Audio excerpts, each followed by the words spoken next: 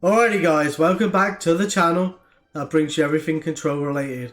And today I'm bringing you a different type of video. And that video is how to mulligan and when to mulligan whilst playing control decks. Now, in this video I've got maybe 7, 8 hands, and we actually evaluate each hand in detail and why you would mulligan in certain circumstances. If this is something that interests you, stay tuned for the video. I very much appreciate everyone that supports this channel. And before we go into the video, I just want to highlight my sponsor, who is Mana Traders. And if you want to get yourself 15% off, see the link that comes up now and type in that code and you will get yourself 15% off Mana Traders for 3 months. Anyway guys, I shall go straight into the hands and we shall evaluate each in detail. I'll see you in just a sec. Alrighty guys, so this is the first hand that we're going to look at. Now I have actually positioned the cards in a way in which we can have a look at every single one, which is good. So we're looking at 2 spells here. One Fatal Push, so a removal spell, and another a counter spell in Logic Knot. Now that doesn't actually come online unless we actually start sacking fetchable lands and then we can delve. Only problem with this hand is if we do not draw action for 2 or 3 turns, only land for example, we could get overrun, especially if we're playing against an aggro deck. It's good in the sense that we've got a removal spell and a counter spell, because that will position us good against multiple decks, different types of decks, but there is an opportunity for a lot to go wrong here. Now I would rate this hand at maybe a 4 out of 10, maybe a 5 out of 10, depending on what happens in the next couple of turns. What I will say is you can use the fetch lands to fill out the deck, but there is the likelihood of us drawing more lands. So this is a bit of a dodgy hand. If I was to have maybe 3 or 4 spells and 3 land, I would have definitely kept this hand. But 5 land, 2 spells, like I said, if we draw 2 lands, maybe even 3 lands in a row, we're in serious trouble. So for me, I would mulligan this hand and I would rate this hand a 4 out of 10. Alright, this is the second hand that we're going to have a look at. Now, we have 2 lands, so there's not many lands. Control players like to have 3 or 4 lands here. But what I will say is, compared to the first hand that we looked at, we have a cantrip in Opt, we have a counter spell in Force Negation, we have a spell snare to counter a 2-drop, and we have a Statcaster Mage to potentially snap Opt if we draw a land, and then we have the Jace. Now with the Opt in this instance, you're going to want to scry and try and find the 3rd land. If you can find the 3rd land, I think this hand is very good. So the only thing that it is lacking is a removal spell, but in terms of everything else, this hand is very good, and I would definitely keep this hand. I would rate this hand maybe an 8 out of 10. So a very decent hand, and I would definitely keep in this instance. Alrighty guys, the 3rd hand we're going to have a look at is this hand. We have 4 land, 2 fetchable lands. We have a removal spell and eliminate for 2 mana. We have a Supreme Verdict, which is a good board sweeper at 4 mana.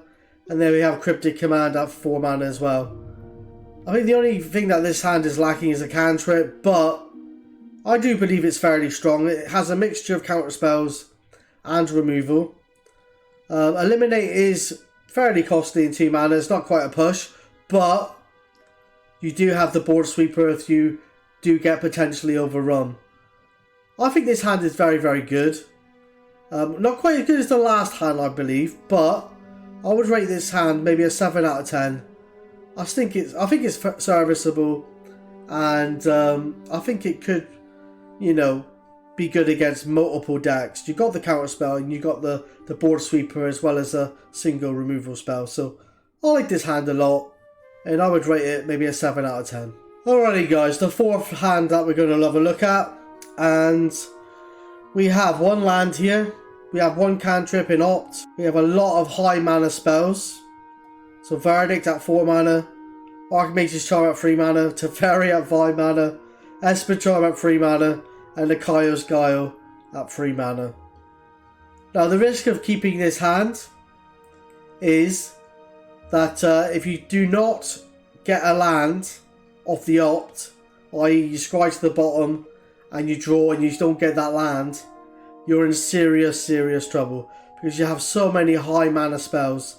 So the potential is that you can't actually do anything because, for example, you're a million miles off from casting a 3 mana spell, which is the cheapest spell after opt. So I think this is a very risky hand to keep, and I would rate this hand maybe a 4, maybe 3 out of 10. If you do get the land off the top and you hit another land, there is high upside for this, because you could get rewarded because you have so many spells in hand. But the downside is, if you do not hit the second land, and then especially the third land, then you will fall very far behind very quickly. So I'd rate this hand maybe a 3 or 4 out of 10. Alrighty guys, this is the 5th hand that we're going to have a look at. And we have 3 land, none of them are fetchable. We have a Logic Knot, a Snapcaster Mage, an Archmage's Charm and a Cryptic Command. Now, what I will say is we've got a good range of spells and lands. That's ideal. The only thing I will say is we cannot get Logic Knot online until turn 3. Snapcaster Mage is currently a 2-1. No upside because we don't have any cheap spells. We can cast an Archmage's Charm on turn 3. And potentially we can cast a Cryptic Command on turn 4. It doesn't have any removal. If it did have a fetchable land in this hand, then I would say turn 2 Logic Knot against whatever they're casting is pretty good. But we don't have a fetchable land. And, you know, we could potentially not get Logic Knot online until turn 3. The only thing I will say is you are on the play. So we could potentially be, you know, even though this is a fairly slow hand, we are on the play. So that is maybe one reason why you may want to keep the hand, especially if you draw into like a fetchable land or something like that. I would rate this hand maybe 4, maybe 5 out of 10. It's not perfect, it's not fantastic, but it is serviceable. What I also will say is that because we're playing Esper Control, we haven't got any black mana here as well. So that is why I'm giving it a 4 to 5 out of 10, because if we draw like a thing like a Fatal Push or an Esper Charm, we will not be able to cast those spells. And that is something you need to think about when playing a 3-color deck. Alrighty guys, we're looking at the hand number 6 now. We have 3 lands. None of them are fetchable. And 4 spells. We have a turn 1 Opt, turn 2 Mana Leak, potentially turn 2 Foretell, Behold the Multiverse, and then a turn 3 Blood Moon, which can be very good against certain opponents. I would rate this hand maybe an 8 out of 10. I think it's very good. The only thing I will say is lacking a little bit of removal, so that's why I've given it an 8 out of 10. But in terms of finding removal, you have got the Opt, so I think this is a very decent hand, a very serviceable hand, and I think it's a definite keep in my opinion. Alrighty guys, we're now looking at the 7th hand. We have 2 land, 1 fetchable land. We have 5 spells, but we do have the cantrip in Opt to find the 3rd land, so I think this is a good hand. We got an Opt on turn 1, Mana Leak on turn 2, or potentially Remand. We're not really going to cast Snapcaster Mage until turn 3 or 4 ideally, because we want to try and get like Snap Opt off or Snap Remand. So Snapcaster Mage is more of a 3 or 4 mana spell, and then you have Cryptic Command at 4 mana. I think that this is a very good hand. If we get that 3rd land, then we're in a really good position. I would rate this hand again an 8 out of 10. The only thing it is lacking is removal, but you've got the cantrip in Opt, you've got the Mana Leak, you've got the Remand, so that will buy you time if you do not draw the 3rd land. So I think this is a very decent hand, it's a very serviceable hand, and I would rate this hand an 8 out of 10. Okay, another hand that we're going to look at, and the deck we're looking at, is Blue-White Stoneforge. So a little bit different to the traditional control decks that we've just looked at in Esper Control and Blue Moon. This deck tends to have a lot of creatures, removal, planeswalkers. We have 3 land, 2 fetchable lands. We have a removal spell and path. We have a Stoneforge Mystic on turn 2. Potentially a turn 3 play in Spell Queller or Teferi. I think this is a keepable hand. I think it's very serviceable. And I would rate this hand maybe a 7 or 8 out of 10. I think the only thing it's really lacking is an early counter spell, but you have got that Spell Queller, so I think this is a decent hand, and I would definitely keep. Alrighty guys, this is the final hand that we're going to have a look at. What I will say is that this hand has not got white mana. We've got a 1 mana spell in Spell Snare, a 2 mana spell in Stoneforge Mystic, and 2 3 mana spells and Shark Typhoon. Without white mana, we cannot cast 2 of our spells. We cannot rely on the top of our deck. You know, if we're not able to cast Stoneforge Mystic on turn 2, which is ideally what we want to do, this hand becomes very, very slow. And, you know, we kind of want to be a temple deck.